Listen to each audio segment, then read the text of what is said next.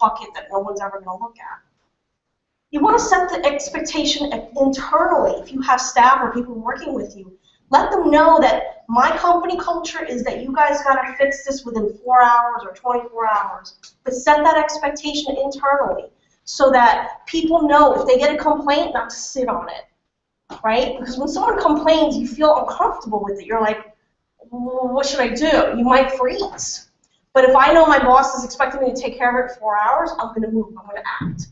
And quite honestly, if you give them the plan, tell them what they can do, empower them to make decisions, they will act. They will take care of it. They'll give a credit. They'll send a coupon. They'll let you know that this is such a big problem. I don't know what to do about it. But they won't sit on it. So just empower your staff to make that. Step 2 is to really monitor. If you're not already using tools like Hootsuite or TweetDeck, or even Nutshell Mail, which sends you an email. It's a free service. It sends you an email with this stuff written on your wall. You can reply right from your phone and take care of it. Having those different tools gives you different ways so you don't miss anything. Because if you don't, so your competition may. In this case, Bluehost went down. And I'll have a little story about Bluehost. Bluehost went down. They've been going down a lot lately, and people are getting frustrated. So Bluehost answered, which they always do, oh yeah, we're working on it. But look, their competition said, migrate over to AIT.com. We have great server deals that can help you migrate over even if you're down.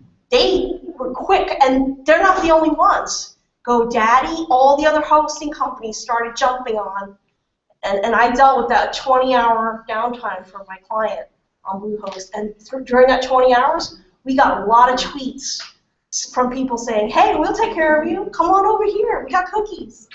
But you see that a lot with airlines, too. Yeah, exactly. Like, someone will tweet to American Airlines, and you see that U.S. Airways, Delta, right, JetBlue, whatever, right, right. And they're like, oh, where are you? Come over here. Right. Yeah, We'll hook you up. Exactly.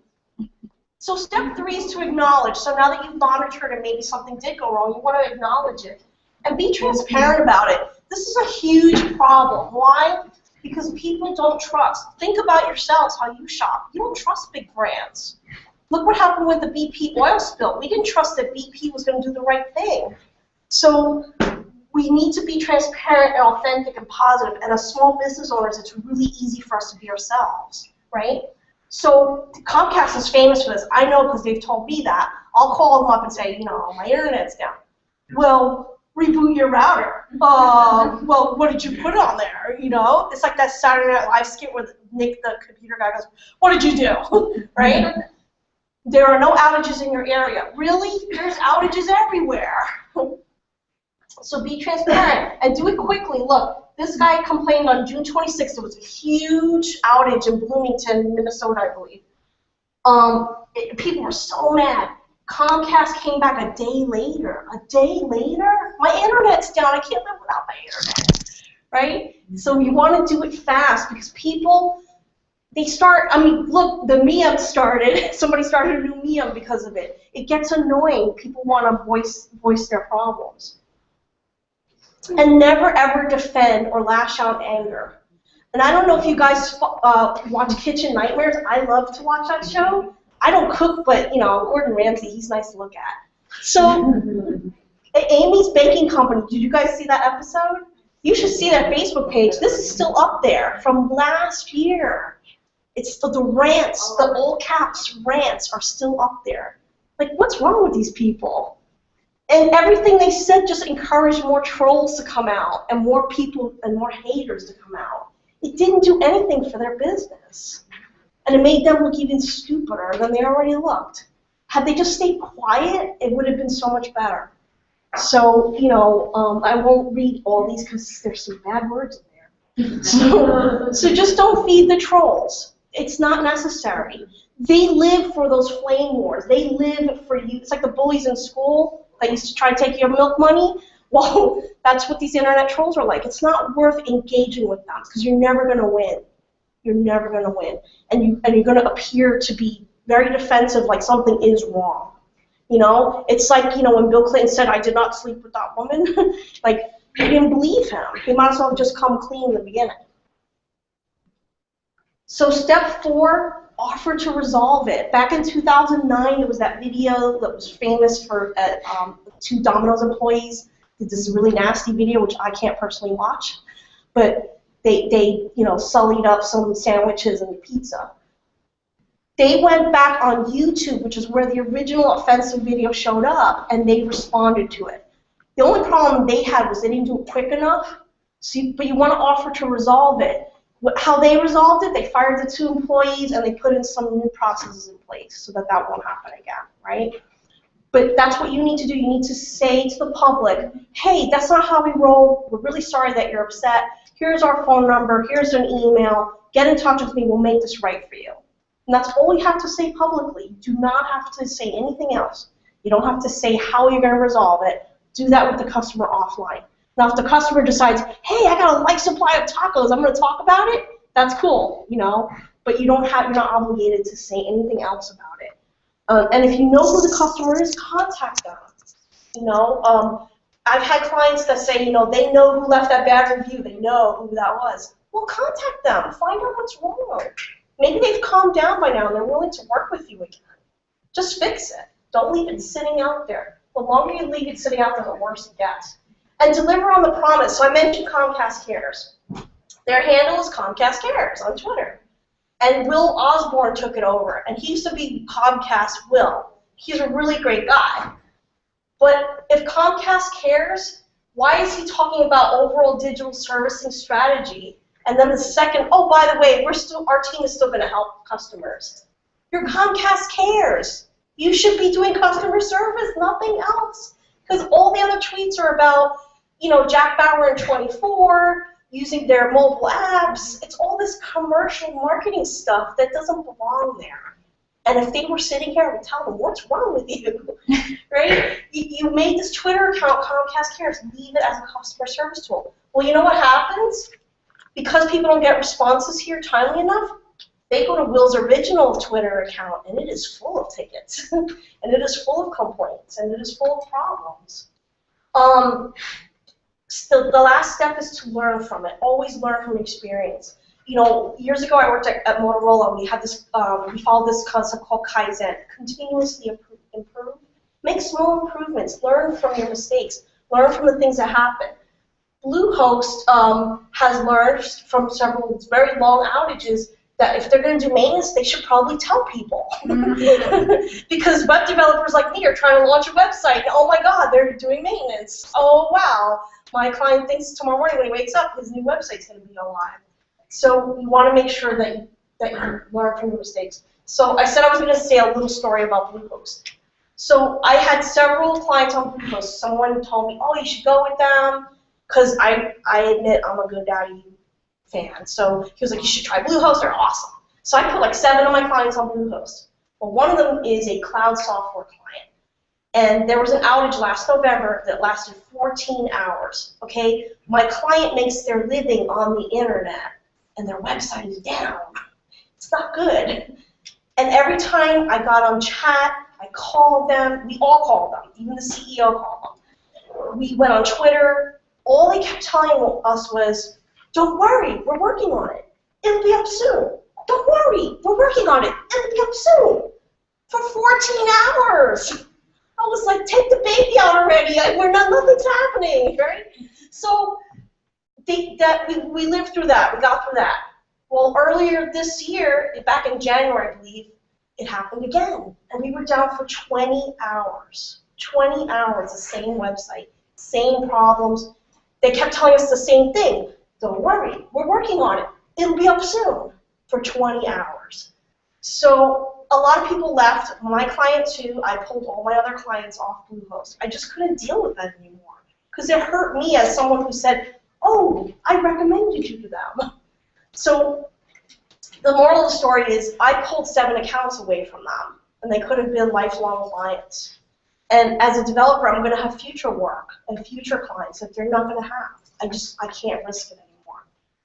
They have learned from it, though. They are now actually telling you more about what the problem is, and that was probably the most frustrating thing, is they weren't being transparent. They weren't telling us why this thing was down.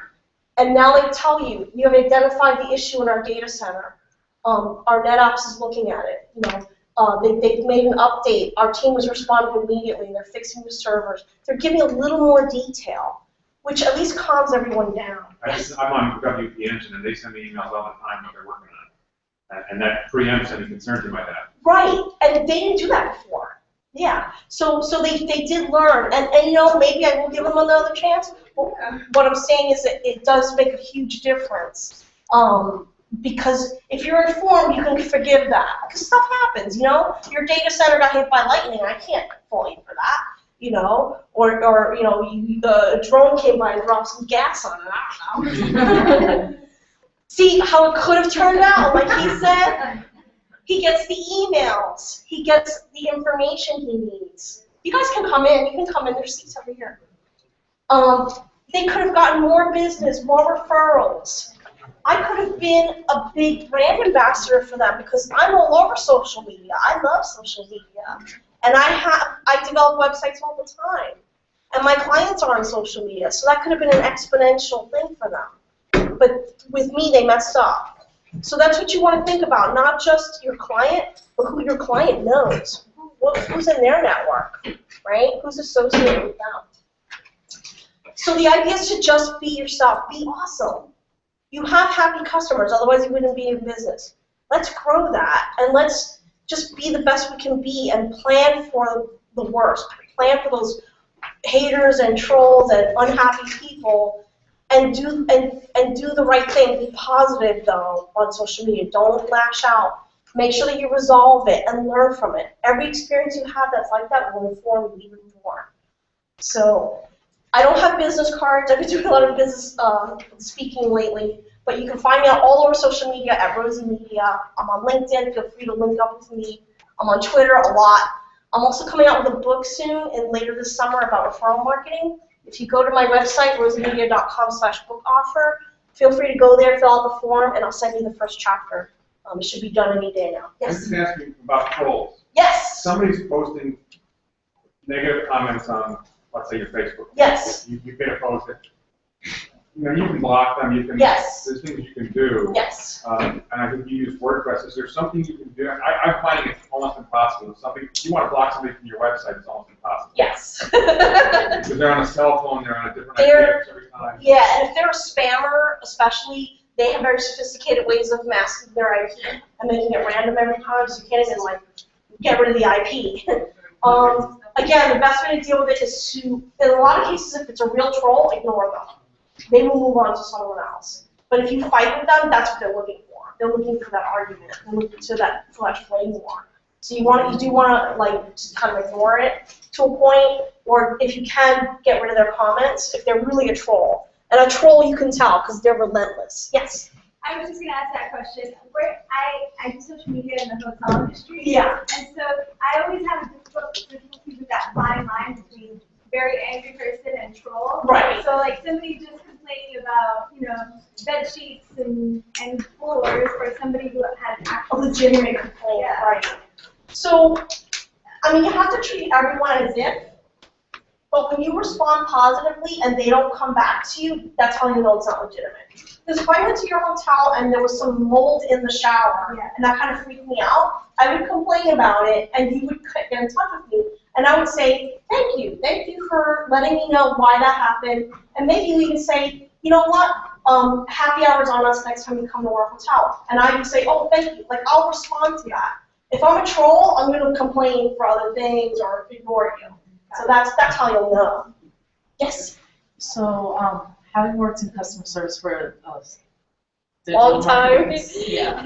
And before customer service, call centers, and then bringing that into social media. Yes. I think it's also important to bring into light that sometimes it's also important to focus on your promoters more than your detractors, because while you cannot get rid of that troll, Right. you also have word of mouth who you don't have to pay for because it's true. Right. They already like your brand, and if you've got that going, and Exactly. it's also good to retweet them. Yes. Send them a care package. So part of your plan should be to encourage those reviews, encourage those brand promoters to do more, reward them.